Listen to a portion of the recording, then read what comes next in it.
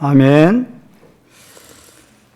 전번 시간하고 텀이 있어가지고 좀 이해가 안 될 줄 모르겠는데, 지금 14장 그 면류관 복수예요.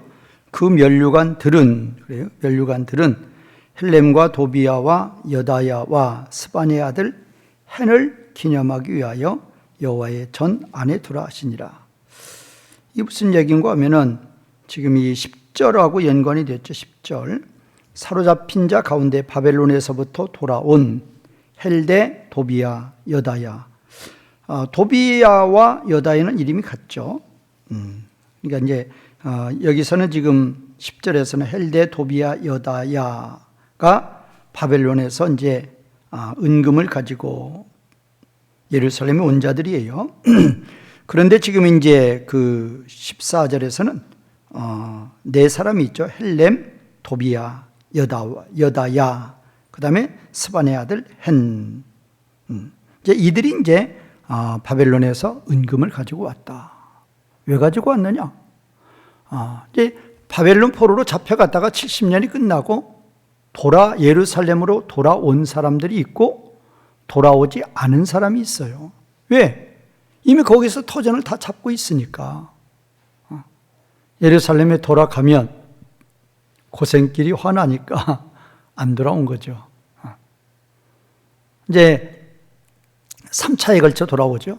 스룹바벨과 여호수아가 1차로 인도하고 에스라가 2차 인도하고 그 다음에 느헤미야가 3차 인도해서 3차에 걸쳐서 돌아왔지만 남아있는 자들이 있단 말이에요.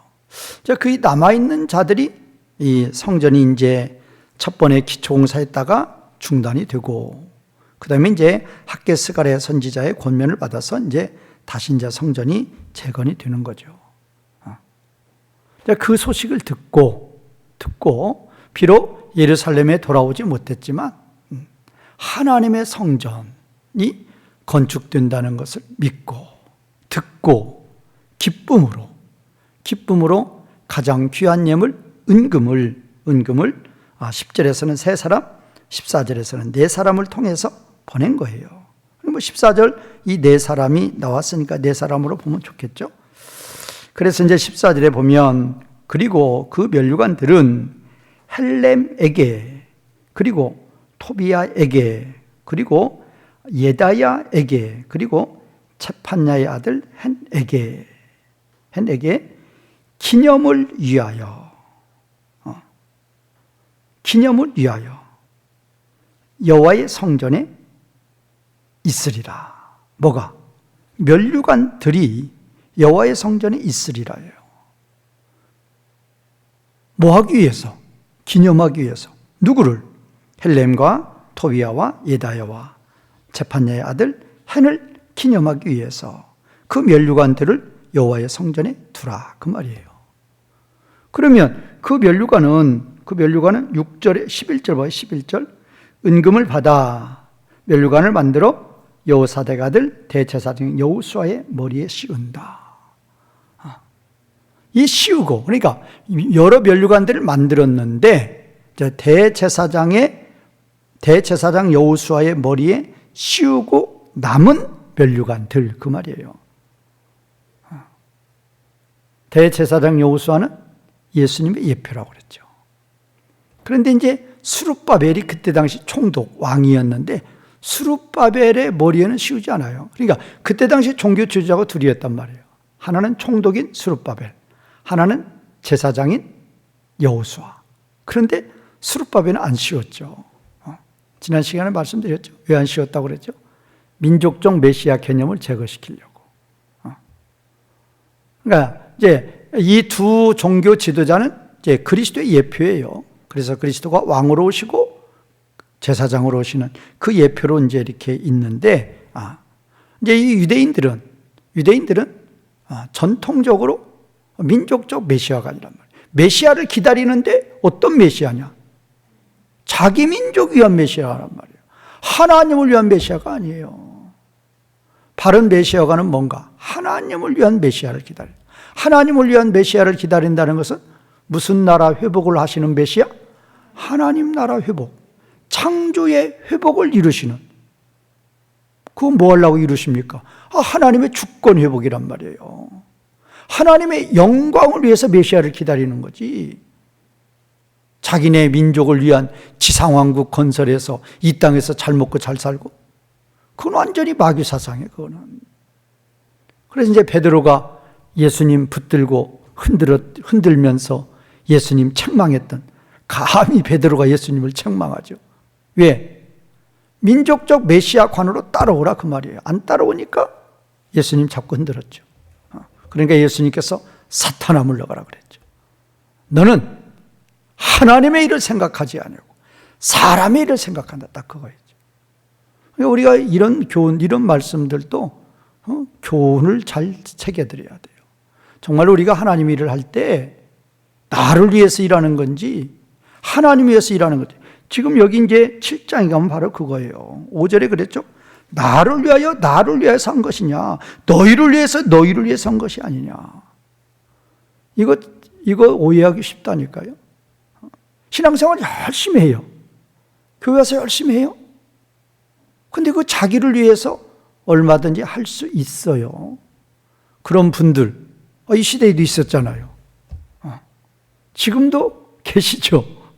지금도 계셔요. 우리가 이런 말씀들을 볼 때는 누구 그렇다 경계하지 마시고 자기 자신을 바라봐야 돼요. 자기 자신을 바라봐서 나는 정말로 하나님 앞에서 나의 마음의 중심이 진심으로 하나님의 영광을 위해서 일을 한다. 그것이 내 마음속에 평안함이 느껴져야 돼요. 그런 생각을 할 때. 그러면 그게 성령님이 동조해 주시는 거죠. 그래, 너는 하나님 위해서, 하나님 나라에 위해서 진심으로 너는 열심히 하는 자야. 그런 감동이 자기 마음속에 있어야 돼요. 그냥 그런 감동 아무나 있는 거 아니에요. 성령님이 감동을 주신다고요. 내가 그렇게 일을 하는데 느헤미야처럼 하나님 그렇죠. 제가 참 열심히 하죠. 느헤미야는 꼭 그렇죠. 그럼 하나님 응답해 주신다. 그래, 너는 참 나를 위해서 열심히 한다. 하나님 위해서 열심히 일하는데 왜 하나님 응답 안 해주겠어요? 응답해 주시죠. 그러니까 지금 이제 이 바벨론에서 돌아온 자들이 은금을 가지고 온 거예요. 그러니까 어떻게든지 성전 건축을 좀 도와주려고 온 거란 말이에요. 그런데 이제 그들이 가져온 은금으로 면류관을 만들어서 여호수아에게 씌웠어요. 여호수아에게 씌운 것은 오실 메시아를 바라보며 그리스도에게 씌운 거죠. 그리고 남은 면류관들, 이게 복수라니까요. 면류관들. 남은 면류관들은 기념을 위해서 여호와의 성전에 있으리라. 있으리라가 미완료니까 계속적으로 있는 거죠. 현재도 있고 계속적으로. 그럼 왜 그 여호와의 성전을 왜 두라고 그러냐? 은금으로 만들었으니까 귀하니까 하나님의 성전의 보관용이구나. 그런 용이 아니에요. 이 네 사람이잖아요. 지금 헬렘, 토비야, 여다야, 제판야의 아들 헨. 그들을 기념하기 위해서. 그러면 이들은 대표로 온 사람들이고 바벨론에서 보낸 사람들이 있어요. 이들도 이 네 사람도 자기네 은금 됐겠죠. 그런데 이제 자기네 것이 다 아니죠. 바벨론에서 남아있는 그런 유다 백성들이 이제 모은 것을 가지고 이 네 사람이 온 거죠. 그러면 그거를 기념하라 그 말이에요. 그거를 기념하라. 무슨 나라를 위해서 일했으니까? 무슨 나라 위해서 일했으니까? 하나님 나라 위해서 일했으니까. 이거라니까요. 14절의 말씀이. 그래서 우리들은 이런 말씀 있을 때마다 교훈을 삼으시란 말이에요. 항상 이 시대를 바라봐요. 그러면 이 시대에 얼마나 잘 먹고 잘 살고 얼마나 금은보화 쌓아놓고 지금도 뭐 강남의 부자들은 뭐 집에 금괴 또 금괴를 넣어두는 아주 큰 금고 그거 뭐 많은 분들이 가지고 있다고 그러잖아요. 그거 아무리 많이 가지고 있어도 자기 자신 호흡 끊어지면 그걸로 끝이에요. 그걸로 끝이다고요. 어떤 영광도 없어요. 그러나 그 금덩어리를 가지고 이들처럼 이 시대의 이들처럼 이게 좀 한 2500년 전 역사들이죠. 그러면 이 시대 이들처럼 이렇게 하나님 나라 위에서 쓰임을 받으면 그거는 영원한 영광이 된단 말이에요. 영원한 영광. 오늘 또 지금 기념하고 있잖아요. 이름까지 해서 헬렘, 토비야, 예다야, 헨. 그들에게 기념을 위하여 여호와의 성전에 있으리라. 무슨 나라를 위해서 헌신한 거? 하나님 나라를 위해서 헌신한 거. 하나님 나라 위한 헌신은 모든 헌신이 다 포함돼요. 내가 몸으로 헌신하는 거. 그러니까 예배 시간도 헌신이란 말이에요. 예배 시간. 제가 항상 강조하잖아요. 집에서 이 시간에 앉아 계시는 분들 예배 안 드리고 자신이 무엇을 하든지 간에 그거 다 헛된 거예요.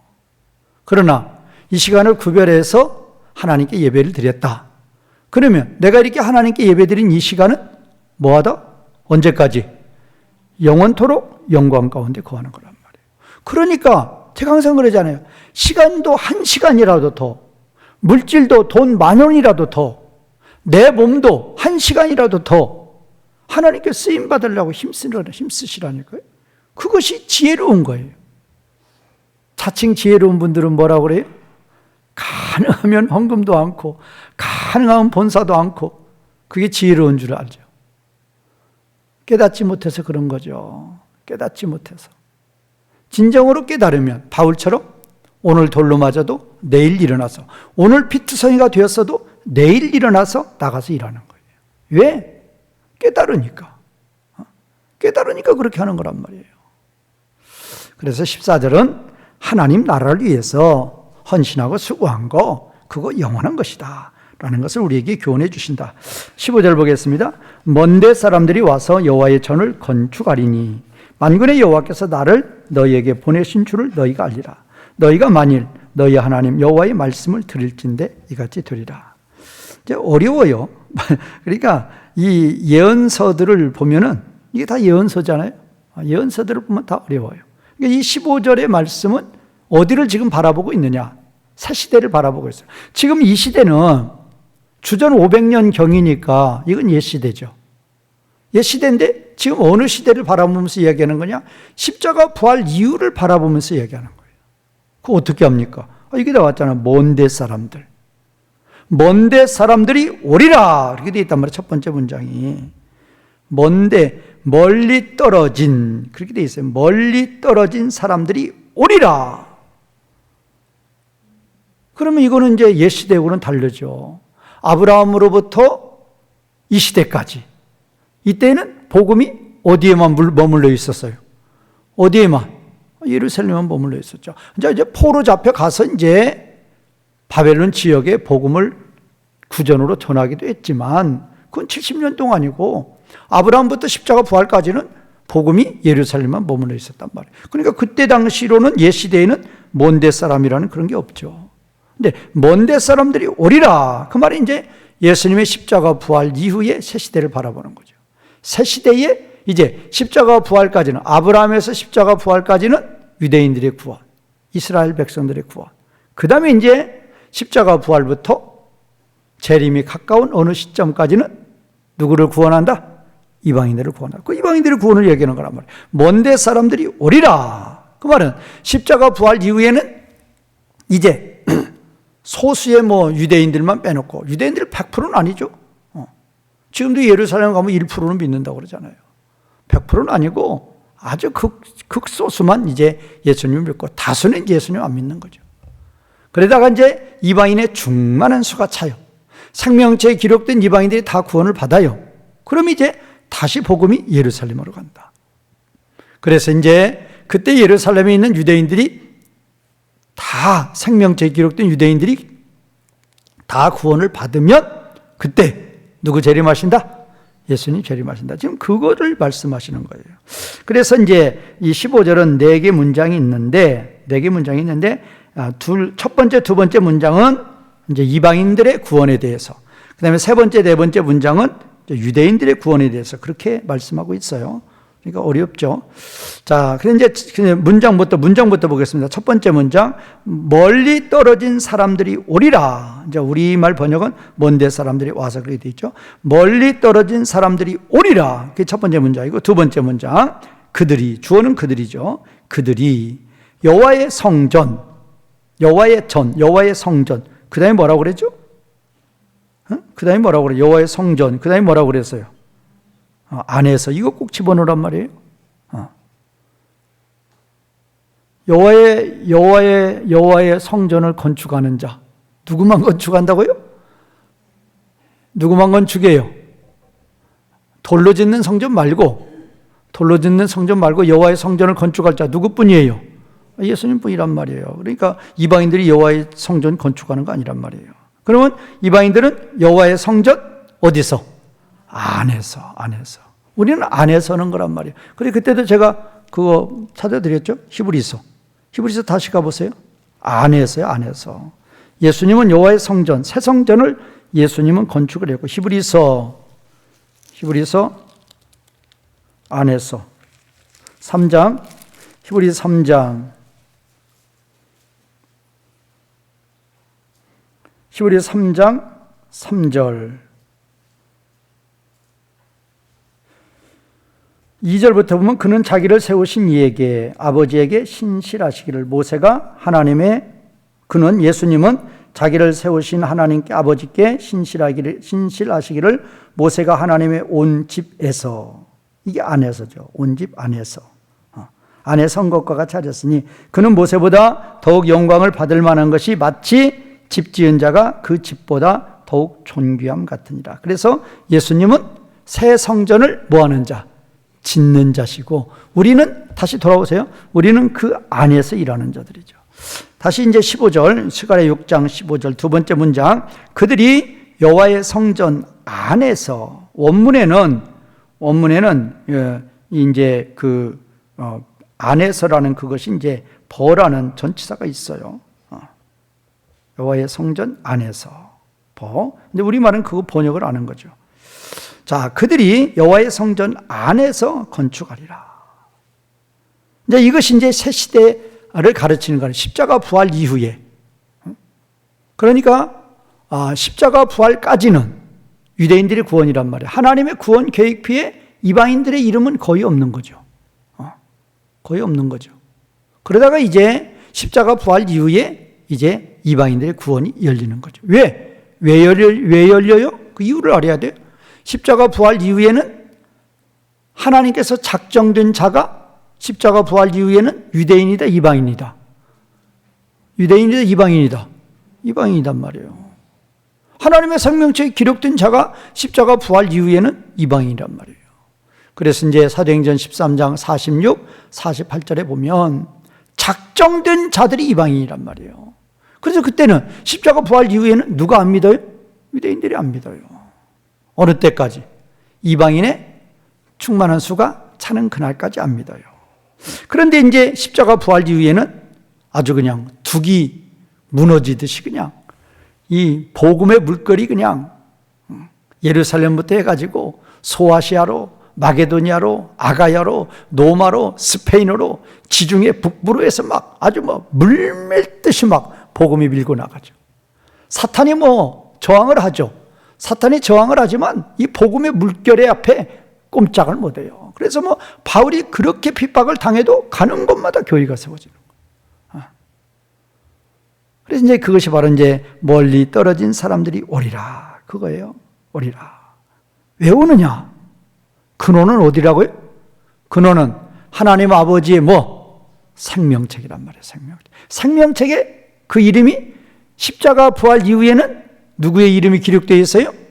이방인들의 이름이 기록되어 있단 말이에요. 그래서 이제 우리나라도 그렇게 생각하시면 돼. 어떤 분들은 그러면 우리나라 복음이 들어오기 전에 모든 사람들은 다 지옥 갔느냐? 나 그거 잘 모르지만 그 사람들이 예수님 믿었을 일이 많아요? 안 믿었을 일이 많아요? 복음이 들어오기 전 믿었다 안 믿었다? 거의 안 믿었죠. 안 믿었으면 지옥이죠. 그러면 그럴 수가 있느냐? 그렇게 또 억지 쓰는 사람이 있어요. 그것이 하나님의 예정이란 말이에요. 그러니까 로마 카톨릭이 1774년 우리 개신교가 1884년 들어왔는데 로마 카톨릭도 이 성경을 전하고 있고 예수님의 복음을 전하고 있으니까 뭐 잘못된 교리도 있지만 뭐 예수님 전하고 복음 전하는 건 뭐 잘못된 거 아니죠. 그러니까 로마 카톨릭이 전하는 그 복음을 듣고 진정으로 예수님을 믿으면 구원을 받는 거죠. 그러니까 1774년 아니면 1884년 이후부터 우리 한반도에서 태어나는 사람들이 어디에 기록되어 있다? 생명책에 기록되어 있다. 이렇게 봐야 된단 말이에요. 그때 복음이 이 땅에 들어와. 왜 들어오느냐? 그때 사람들이 생명책 기록이 있단 말이에요. 그때 사람들 구원하려고 그러니까 하나님이 선교사들 보내시는 거죠. 자, 그래서 이제 십자가 부활 이후에는 이방인들이 구원을 받아요. 그러면 그렇게 구원을 받는데 이제 사도행전 1장 8절에서 그랬죠. 예루살렘에서 유다에서 사마리아에서 땅끝까지. 그런데 놀라운 것은 바울의 30년의 사역을 통해서 그러니까 지중해를 중심으로 퀴클로라고 그래요. 퀴클로 한 바퀴 빙 돌다. 그것이 이제 헬라어로 퀴클로라고 그러는데 퀴클로. 이 한 바퀴 빙 도는 게 뭐냐? 바울이 지중해 북부, 지중해 남부 빙 한 바퀴 다 돌았단 말이에요. 바로 그거잖아요. 소아시아, 마게도니아, 아가야, 로마, 스페인, 그 다음에 이제 아프리카 북부죠. 쭉 이렇게 도는 거죠. 돌면서 다 복음 전했고 다 교회 세웠단 말이에요. 30년에. 그래서 이제 여러분들도 생각해 봐요. 내가 예수님 믿은 지 30년 됐을 텐데 나는 30년에 교회를 몇 개나 세웠는지, 몇 사람이나 전도했는지, 그런 걸 생각하실 필요가 있어요. 바울은 30년 동안에 그 퀴클로, 지중해 변이, 지중해 북부, 지중해 남부가 이게 보통 거리냔 말이에요. 비행기 타고 돌아도 한참 돌아야 되는데. 고속버스 타고 돈 것도 아니고 다 걸어서 배 타고 다니면서 다 매 맞으면서 다 보고 교회 세웠단 말이에요. 하여튼간 이제 멀리 떨어진 사람들이 오리라. 그러면 그들이 오는데 이미 그들을 위해서 무슨 성전은 건축되어 있다? 그들을 위해서 무슨 성전은 건축되어 있어요? 이미 예수 그리스도에 의해서 무슨 성전? 새 성전은 이미 건축되어 있어요. 우리는 그 안에 들어오기만 하면 돼요. 예수님의 십자가 부활을 믿기만 하면 된단 말이에요. 믿으면 하나님의 자녀가 되는 권세를 받아요. 그러면 하나님의 자녀가 되는 권세를 받은 자들이 그 여호와의 성전 안에서 이제는 하나님 나라를 위해서 열심히 전진하는 거예요. 자, 그거를 가르쳐서 그들이 여호와의 성전 안에서 건축하리라. 이것도 미완료죠. 건축하리라. 그러니까 현재 플러스 계속적으로 주님 오시는 그날까지, 내 생명 다하는 그날까지 새 성전 안에서 열심으로 하나님 나라를 위해서 열심으로 전진하는 거죠. 그래서 열심으로 자기가 달려가는 것만큼 하나님 나라를 소유하게 되는 거예요. 기업인들 발로 뛰어요, 안 뛰어요? 기업하는 분들 발로 뛰어요, 안 뛰어요? 맨발로 뛰어요. 뭐를 찾아서? 기업인들이 찾는 건 뭐예요? 돈이죠. 기업의 확장이죠. 그들은 돈을 위해서, 물질을 위해서 기업을 확장하는 거예요. 우리는 하나님 나라 영역을 넓혀 나가는 거예요. 하나님의 나라를 점점 회복해 나가는 거예요. 점점. 그래서 어떤 선교사님은 자기 선교지 그 나라를 군사작전 하듯이 몇 구역으로 나눠가지고 이번에는 이 구역 우리가 먹는다. 다음에는 이 구역 먹는다. 다음에는 3구역 먹는다. 그런 식으로 하시는 분들도 있어요. 정말로 충성된 종들이죠. 그래서 그 지역을 다 복음화시키는 거예요. 그리고 다음 구역도 넘어가고. 그렇게 하는 것이 바로 그들이 여호와의 성전 안에서 건축하리라. 그거예요. 그 다음에 이제 세 번째 문장은 만군의 여호와께서 나를 너희에게 보내셨다는 것을 너희가 알리라. 만군의 여호와께서 나를 너희에게 보내셨다는 것을 너희가 알리라. 이것도 이제 알리라가 미완료예요. 자, 만군의 여호와께서 그럼 나는 누군가? 이게 여호와의 사자 예수 그리스도예요. 예수 그리스도를 여기서 너희는 누구냐? 첫 번째, 두 번째는 멀리 떨어진 자들, 그들, 이건 이방인들이죠. 여기서 너희는 유대인들이에요. 그러면 만군의 여호와께서 나를 너희에게 보내셨다는 걸 너희가 알리라 그랬는데, 나를요? 예수 그리스도죠. 그러면 유대인들은 예수님이 왔어도 영접은커녕 그 예수님을 뭐 했어요? 잡아 죽였어요. 다들 그런 건 아니죠. 그 가난하고 천하고 멸시받고 약하고 미련하고 병들고 그런 갈릴리 사람들은 예수님을 갈릴리에서부터 따라와가지고 예수님 예루살렘 성에 입성할 때에도 호산나 호산나 찬송을 부르면서 자기들의 겉옷을 벗어서 예수님이 나귀 타고 가시는 그 길을 예비하면서 찬송을 올렸죠. 그들은 아니죠. 그러나 예루살렘에 거했던 대부분의 무리들은 예수님을 거부하고 예수님 십자가 못 박죠. 그러면 사도행전 13장 46절에 그게 나오죠. 왜 거부하느냐? 작정된 자가 아니니까 거부하는 거예요. 당연한 거예요. 당연한 거죠. 자, 그러니까 그들이 거부하니까 그 복음이 어디로 갔다? 이방인에게 가는 거예요. 그런데 이제 그들을 하나님이 그럼 완전히 버렸느냐? 아니란 말이에요. 이제 누구의 충만한 수가 차면은? 이방인의 충만한 수가 차면 만군의 여호와께서 나를 다시 너희에게 보내셨다는 걸 알리라 그 말이에요.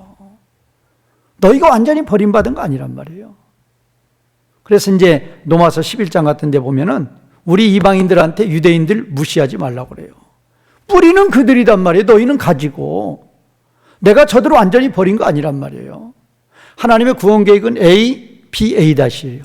하나님의 A, B, A-로 짠 게 뭐냐? A가 뭐냐? 유대인. B가 뭐냐? 이방인. A-가 뭐냐? 다시 유대인.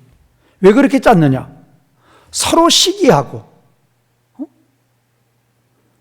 옛 시대에는 뭐예요? 이방인들이 저네들은 어떻게 저렇게 적은 민족인데도 하나님이 그들의 신이 되어주셔서 그들을 그렇게 보호하고 복 주시는가? 부러워했죠. 그러다가 이제 이방인들이 믿는 거예요. 우리가 이렇게 부러워했던 그 하나님이 우리의 신이 되셨구나. 그러니까 이 또 새 시대에는 누가 부러워하는 거예요? 유대인들이 부러워하는 거예요. 이런 체제로 하시려고 하나님이 A, B, A-로 구원 계획을 짜셨다. 그렇게 보는 거예요. 근데 하나님은 그 A, B, A-의 구원 계획을 하나님은 내가 짰어도 내가 참 잘 짜셨다. 그렇게 말씀하시죠. 11장 29절인가? 넘어서. 하나님의 구원 계획에는 후회함이 없다. 그렇게 말씀하시는 그 말씀이 되는 거죠. 어쨌든 이 세 번째 문장은 이제 이방인의 충만한 수가 차면 다시 복음이 유대인에게 가서 유대인들이 구원을 받는다. 그거예요. 네 번째 문장, 너희 하나님 여호와의 소리를 너희가 반드시 아니면 정령 듣는다. 여기가 바로 그거예요. 샤마예요. 근데 절대부정사 플러스 동사니까 여기는 그냥 절대부정사 플러스 부정사를 해놨는데요. 절대부정사 플러스 부정사니까 그냥 앞에 거는 그냥 우리말 번역은 뭐예요? 우리말은 너희가 만일 너희 하나님 여호와의 말씀을 들을진데 정령이 있어야 되는데 반드시가 있어야 되는데 우리말은 그냥 생략했는데 네 번째 문장 그거예요. 너희 하나님 여호와의 소리를 유대인들한테 얘기하는 거죠. 너희 하나님 여호와의 소리를 너희가 말씀이죠. 너희가 반드시가 있어야 돼요. 샤마가 둘이 있단 말이에요.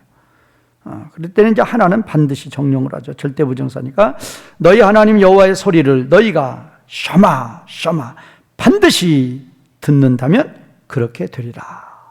뭐가 된다는 거예요? 이방인의 충만한 수가 차면 이제 누가 또 들어온다? 유대인의 충만한 수가 차게 된단 말이에요. 그래서 유대인의 충만한 수가 차는 그날 누구 재림하신다? 예수님 재림하신다. 그거예요. 그래서 이제 그런데 이제 이 네 번째 조건이 너희 하나님 여호와의 소리를 너희가 반드시 듣는다면, 그러니까 이방인의 충만한 수가 차서 이제 유대인들이 구원을 받는데 오토매으로 자동적으로 받는 거 아니에요. 그들이 회개하고 뭐를 믿어야 돼요? 십자가와 부활을 믿어야만 되죠. 지금 예루살렘에 있는 유대인들 십자가 부활 믿어요, 안 믿어요? 절대 안 믿어요, 저들. 근데 그때 되면 그들이 어떻게 된다? 믿게 된다. 이게 그 말이에요. 듣는다면 너희가 하나님의 백성이 된다. 근데 그때는 예수님의 십자가 부활 이후부터는 예수님 오면 그냥 완전히 스캔들로 예수님을 통해서 구원받는다. 그거 스캔들로 얘기했어요. 추문으로 얘기했단 말이에요. 그런데 이제 이방인의 충만한 수가 차는 그때가 되면 이제 그들이 그 복음을 바울처럼 하나님의 능력으로 하나님의 영광으로 받아들이게 된단 말이에요. 그렇게 되면 이제 그때 유대인들이 돌아오는 때가 된다. 그거예요. 자, 이제 7장 보겠습니다. 7장 오늘 조금 해야 되는데 시간이 나갔는데. 자, 7장은 이제 구조가 7장하고 8장은 같이 보는 거예요. 왜 같이 보는 거 하면은 7장하고 8장을 크게 두 대지로 나눈다 그러면 7장 1절에서 3절 이걸 A단락이라고 보면 7장 4에서 8장 마지막 23절까지를 B단락으로 볼 수 있다. 그거예요. 먼저 구조부터 보라고요. 구조. 7장 1에서 3절을 A단락으로 보면 B단락은 7장 4에서 8장 23절까지. 그러니까 7장 4절에서 8장 23절은 딱 하나로 묶였단 말이에요. 이런 구조를 보고 성경을 보셔야 성경을 이제 읽으실 때, 여러분들이 읽으실 때도 그래야 이해가 되는 거죠. 그러면 왜 1절에 3절에서 끊고 이제 7장 4에서 8장 23절까지 가느냐? 간단해요. 1절에 3절이 질문이에요, 질문. 하나님께 질문하는 거예요. 근데 이제 실질적으로는 선지자들과 제사장들에게 질문을 하는 거죠. 그 질문에 대해서 하나님이 답변해 주는 거죠. 그래서 그 하나님의 답변이 7장 4에서 8장 23절이에요. 몇 가지로? 7가지로 답변을 해줘요. 7절에서는 2가지, 7장에서는 2가지, 8장에서는 5가지로 답변을 해줘요. 묻기는 하나 물었는데 하나님은 7가지로, 7가지니까 또 만수네요. 7가지로 하나님은 그렇게 답변을, 질문에 대한 답변을 이렇게 상세하게 해주시는 거예요.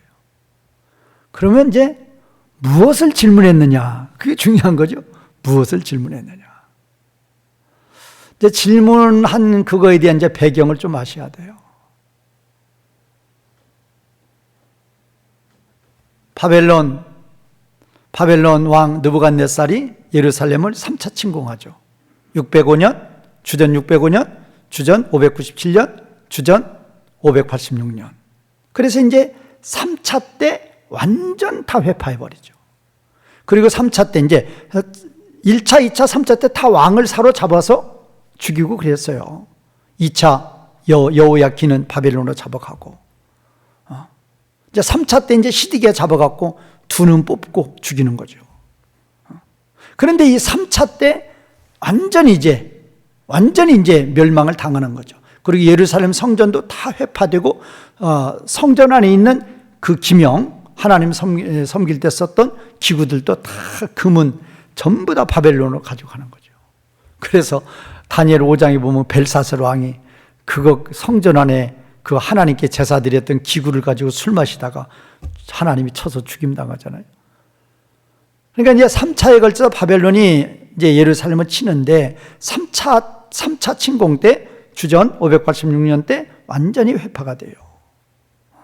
완전히. 그날이 5월 7일이에요. 5월 7일. 5월 7일. 그리고 이제 젊은 사람들은 다 전쟁에 참여했겠죠. 그러니까 전쟁에 피했으니까 다 죽은 거죠.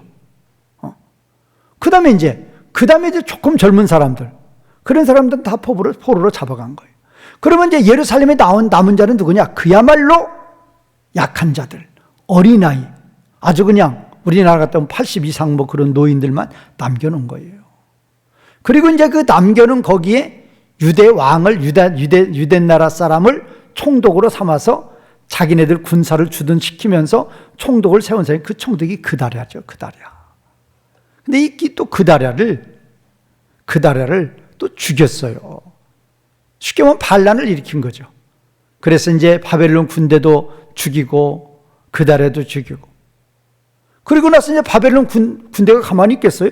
당했지만, 습격을 당했지만, 그리고 이제 무서우니까 다 예루살렘으로, 예레미야까지 끌고 다, 예레미야까지 끌고 다 끌고 애굽으로 가버렸어요. 하나님은 절대 애굽까지 말라는 거거든요. 그게 예레미야 이제 맨 끝에 보면 나오죠.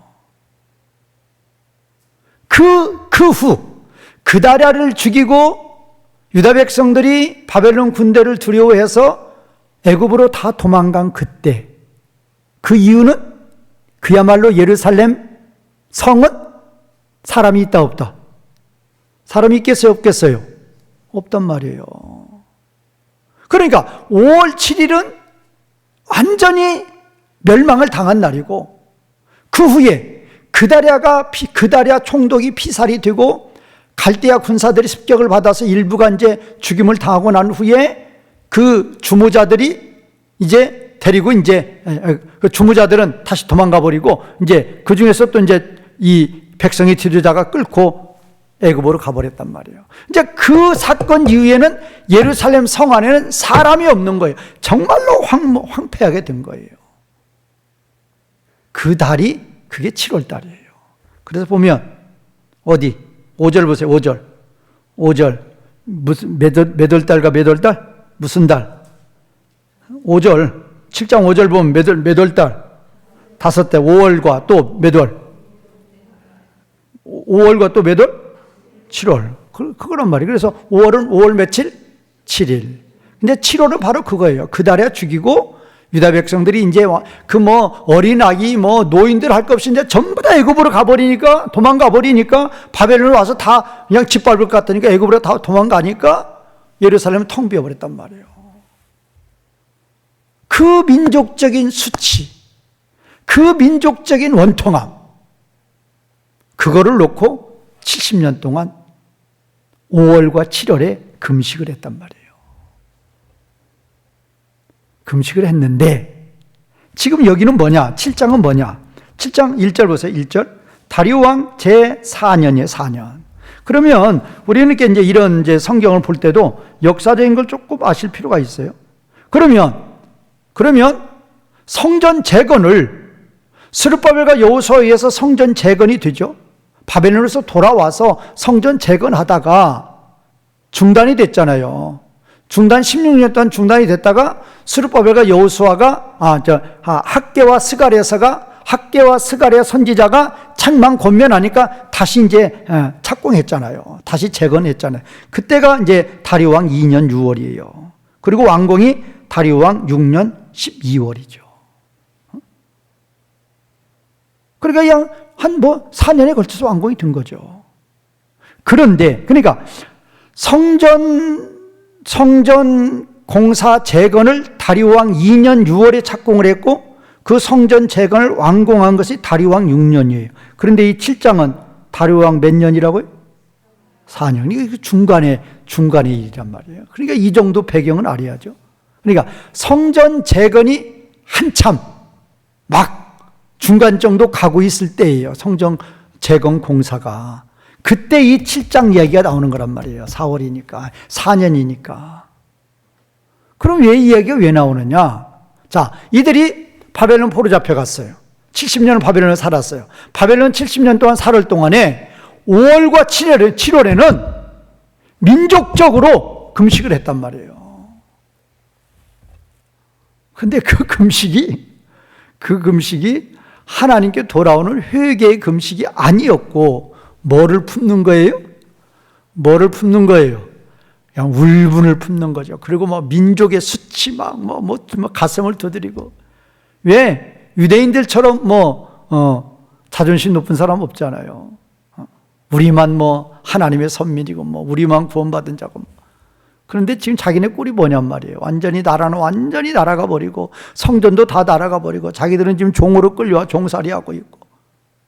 그 울분으로 예루살렘의 최종 멸망을 당했던 5월 7일과 그다랴가 죽임을 당하고 예루살렘이 완전 황폐하게 된 7월에 이들이 금식을 했단 말이에요.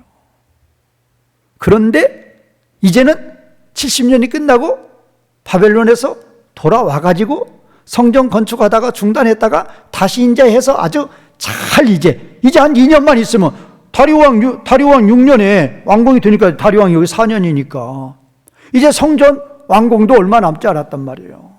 돌아왔고 포로에서 돌아왔고 성전도 다 건축되어 가고 있어요. 그러니까 베델에 있는 나오죠? 2절 베델. 베델에 있는 사람들이 베델에 있는 사람이 누구냐? 이 바벨론에서 포로로 돌아와가지고 그 베델에 123명이 살았다고 그렇게 나와요. 123명. 이제 123명 살았던 그 베델에 살았던 바벨론에서 포로로 돌아왔던 사람들이 2절에 보면은 살에살 네겜멜렉 그의 부하들을 하나님께 보낸 거예요. 제사장들과 3절에 보면 제사장들과 선지자들에게 보냈다고 그러니까 하나님께 보낸 거죠. 보내서 묻는 거예요. 뭐를 물었어요? 이제 우리가 바벨론 포로 잡혀갔던 것도 끝났고 왜? 돌아왔으니까. 성전 회파되었던 것도 끝났죠. 왜? 지금 거의 다 지금 재건이 되고 있으니까. 그러므로 이 5월과 7월의 금식 언제부터 했어요? 바벨론 가서 70년 했고 또 돌아와서도 지금 계속적으로 하고 있단 말이에요. 5월과 7월의 금식을. 그런데 지금 베델에 있는 바벨론에서 돌아와서 베델에 살고 있는 그런 사람들이 지금 이제 예루살렘에 있는 제사장들과 학계 스가랴에게 사람을 보내가지고 묻는 거예요. 뭐를 물어요? 뭐 계속할까요? 금식 계속해야 됩니까? 그거예요. 그거죠? 자, 3절 보세요. 만군의 여호와의 전에 있는 제사장들과 선지자들에게 물어 이르되 내가 열흘 동안 행한 대로 5월 중에 울며 근신하리가. 다음 주에 제가 말씀드리겠습니다. 여기는 원래는 우리가죠. 근데 이제 내가라고 그래요. 내가라고 지금 1인칭으로 이제 1인칭 복수인데 우리가 했지 내가 했어요? 여기도 지금 사람 보낸 게 누구예요? 2절만 해도 사레셀, 네겜멜렉 그리고 그의 부하들 여러 사람 보냈잖아요. 이들이 물었단 말이에요. 그러니까 우리가 그래야 되는데 내가 그래요. 자, 이런 용법도 이제 일부러 그러는 거예요. 1인칭 복수를 안 치고 1인칭 단수를 쓰는 거예요. 근데 묻는 거예요.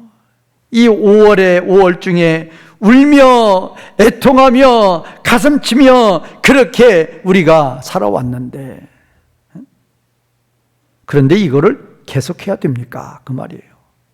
그러니까 이제 하나님이 4절부터 그래 너희들 잘 만났다 잘 왔다 해놓고 앉아서 뭐 시키는 거예요? 뭐 시킨다? 교육시킨단 말이에요. 왜? 너희들 70년 동안 또 포로에서 돌아와서 오늘까지 너희들 5월과 7월에 그렇게 금식했는데 그 금식이 누구를 위한 거? 하나님을 위한 거다? 너희들을 위한 거다? 하나님을 위한 거다? 사람을 위한 거다? 너희들 위한 거란 말이야. 너희들. 그러면 왜 너희들을 위한 거냐? 이제 그래서 이제 4절에서 7절이 이제 그 유식적인 금식, 헛된 금식, 그거에 대해서 4절에 7절 책망하고 8절에 14절은 너희가 그렇게 나를 위한 금식이 아니고 너희를 위한 금식했던 증표가 어디가 있느냐? 바로 8절에서 14절에 있단 말이에요. 너희의 삶 가운데에서 의로움이 하나도 없단 말이에요. 제가 그래서 우리 성도님들한테도 항상 얘기하잖아요. 교인에서만 예배 잘 드려요. 가정에 가면 폭군 남편, 회사에 가면 손가락질 받는 회사원. 그러면 안 된다니까요. 그러면 바로 이제 그분이 드렸던 그 예배는 누구를 위한 예배 드린 거예요? 그게 자기를 위한 예배 드린 거란 말이에요. 이제 그런 성도님들에게 하나님이 내가 나를 위해서 예배 드렸냐 그렇게 하나님 묻는 거죠. 이들한테 묻는 거예요. 하나님 70년 했습니다. 이제 그만해야 되지 않습니까? 70년 동안 얼마나 애통하고 울며 기도했는데 이제 그만해야 되지 않습니까? 그러니까 하나님이 그런 게 너희들 잘 만났다, 잘 왔다. 그래놓고 이제 앉혀가지고 7장 4절에서 8장 23절까지 무려 7가지 제목을 놓고 하나님이 교훈하시는 거예요. 그러니까 하나님 마음이 얼마나 그동안 답답했으면 그렇게 자기들을 위한 금식을 해놓고 와가지고 그거 중단한다고 하니까 하나님이 이제 말씀하시는 거란 말이에요. 하나님의 이야기포가 터진 거지 이제.